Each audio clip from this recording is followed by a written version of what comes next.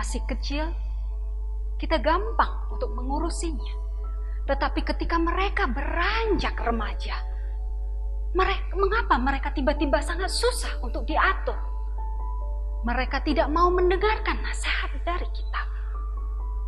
Mereka menjadi anak yang pembangkang. Mau jadi apa anak kita nantinya kelak? Orang tua yang berbahagia ketika anak masih kecil sudah menjadi tanggung jawab kita untuk mengasuh, mengajari, membimbing, memotivasi mereka. Mengajari dari tidak tahu menjadi tahu. Membimbing mereka dari tidak mau menjadi mau. Itu sudah menjadi tanggung jawab kita sebagai orang tua. Karena orang tua adalah guru pertama bagi putra-putrinya. Anak adalah ciptaan dari Tuhan yang Maha Esa. Oleh sebab itu, kita harus menjaga mereka, merawat mereka dengan sebaik-baiknya. Orang tua yang saya cintai, anak-anak ketika masih kecil gampang untuk diasuh. Tetapi beranjak dewasa, wow, orang tua semua mengeluh akan hal ini. Mengapa hal ini bisa terjadi? Pertanyaan saya, apakah kita sebagai orang tua sudah benar-benar mengasuh anak kita dengan sepenuh hati? Mungkin Anda di sini berkata dalam hati, Miss Yesta, ada kok, saya ada mengasuh mereka dengan sebaik-baiknya. Terima kasih atas jawabannya. Pertanyaan kedua, seberapa sering kita membimbing mereka, mengarahkan mereka? Sering, jarang, atau tidak pernah? Pertanyaan ketiga, seberapa konsisten kita mengajari, membimbing anak kita? Orang tua yang saya cintai, di zaman sekarang ini, orang tua baik ayah, ibu, bekerja dari pagi hingga malam. Tidak ada waktu untuk anaknya. Alasan karena sudah capek, perlu istirahat. Tetapi mereka memiliki waktu untuk berselancar di dunia maya, mengupdate status, melihat Facebook, Instagram, dan lain-lain. Anak menjadi apatis, tertutup, merasa tidak dihargai. Awalnya mungkin anak merengek-rengek, minta perhatian, tetapi akhirnya mereka pasrah. Dengan adanya hal demikian membuat hubungan antara orang tua dengan anak menjadi renggang. Satu riset dari seorang profesor dari University College London, Peter Fonagy, mengatakan bahwa terdapat kesenjangan komunikasi antara orang tua dengan anak semakin membesar di era modernisasi sekarang ini. Sekarang, apa yang orang tua harus lakukan? Anaknya yang sudah terlanjur kecanduan handphone, anaknya yang terlanjur karakternya buruk. Tidak ada kata terlambat bagi untuk memulai sesuatu yang positif, asalkan orang tua mau untuk belajar bagaimana cara orang tua menjadi guru yang hebat. Caranya sangat gampang. Pertama, evaluasi diri. Orang tua, baik papa, mama, harus berintrospeksi diri terhadap pikiran, ucapan, perbuatannya. Apakah pikiran mereka selalu berprasangka terhadap anak-anaknya? Apakah ucapan kata yang mereka katakan itu berupa cacian, makian?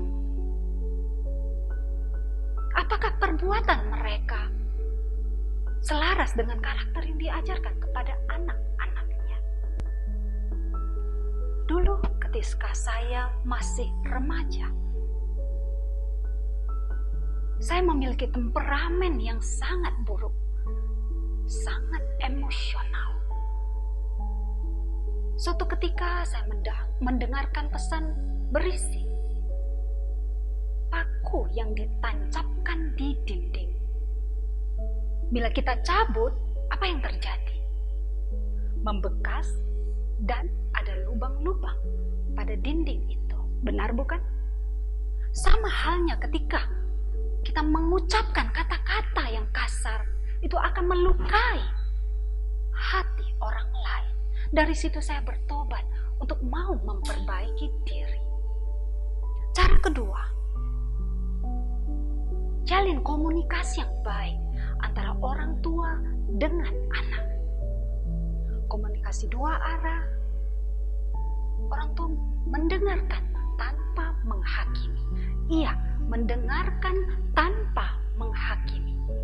Biarkan anak berceloteh apa saja, apa yang dilihat, didengar, dirasakan. Biarkan mereka berekspresi. Yang penting orang tua mendengarkan tanpa menghakimi.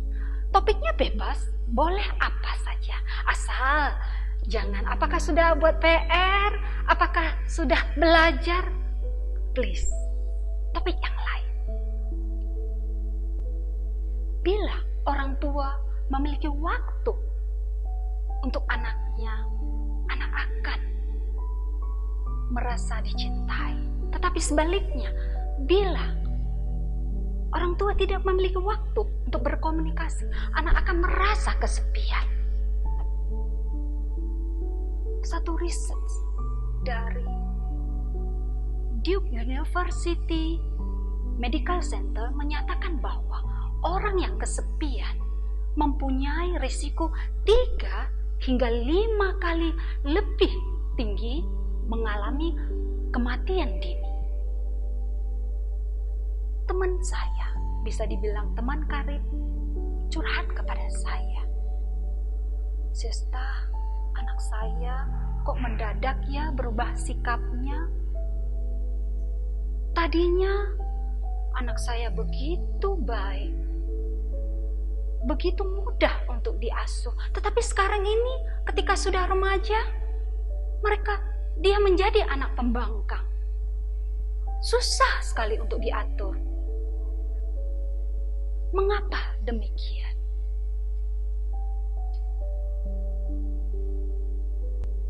Teman saya lanjut bercerita bahwa sekali berkomunikasi dengan anaknya, selalu bertengkar dan bertengkar.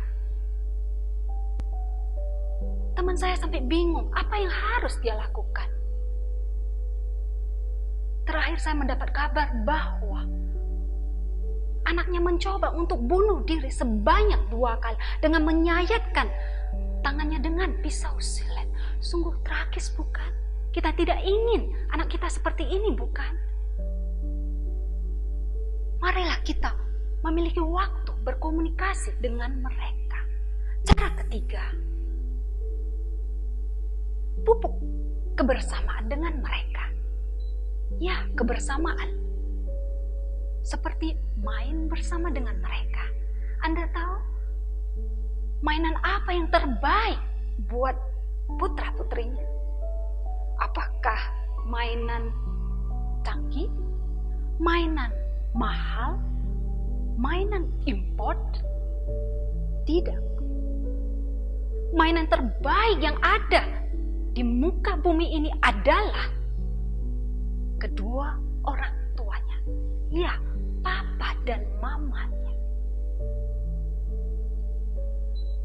Contoh lain, bisa masak bersama, bisa bersepeda bersama, bisa berkebun bersama.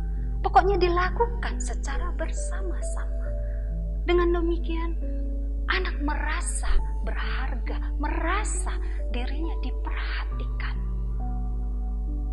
Ada satu kisah nyata terjadi di lembaga kami.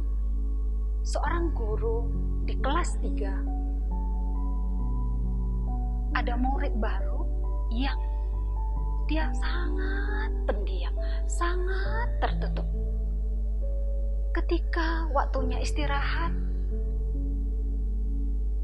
sang anak tidak bermain dengan teman-temannya, tidak juga ngobrol dengan teman-temannya. Guru heran, mengapa anak tersebut demikian? Selidiki punya selidiki, masih sama saja. Anak tersebut bahkan lebih murung lagi. Guru tersebut mencari strategi, yaitu ketika pulang sekolah, sebelum anaknya dijemput oleh supir, guru ini duduk bersebelahan dengan sang anak. Guru bercerita, mendongeng. Awalnya anaknya tidak menggubris, tetapi lama-lama anaknya tertarik. Wow, ceritanya sangat menarik. Sampai suatu ketika anak berkata kepada sang guru, "Miss, saya mau tanya, apa itu depresi?" Guru sontak terkejut. Ada apa dengan anak ini? Guru berkata kepada dia, "Nak, mengapa kamu bertanya begitu? Bila kamu percaya pada Miss, infokan apa yang terjadi denganmu." Sang anak lalu berkata, "Mama saya tidak sayang pada saya. Papa saya lebih tidak sayang pada saya. Mereka tidak mempedulikanku. Saya seperti anak buangan bagi mereka." Anak menangis. Guru mendekap anak tersebut erat-erat.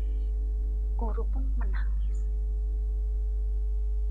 Guru berjanji akan setiap hari meluangkan waktu demi sang anak ini untuk bercerita bersama, mendongeng bersama. Ya, lambat tapi pasti anak ini mulai lebih terbuka, lebih ceria. Para orang tua yang berbahagia, ingatlah 3 cara bagaimana orang tua bertransformasi menjadi guru hebat bagi putra-putrinya, yaitu evaluasi diri, pupuk kebersamaan, jalin komunikasi. Dengan demikian sudah pasti anak akan merasa bahagia, sudah pasti mereka akan berkarakter sukses, berkarakter yang baik dan sukses. Orang tua mencintai anaknya itu tidak cukup. Yang paling penting adalah anak merasakan bahwa orang tuanya mencintai mereka. Mari buktikan. Saya Syesta Melisa Halim, sekian, terima kasih.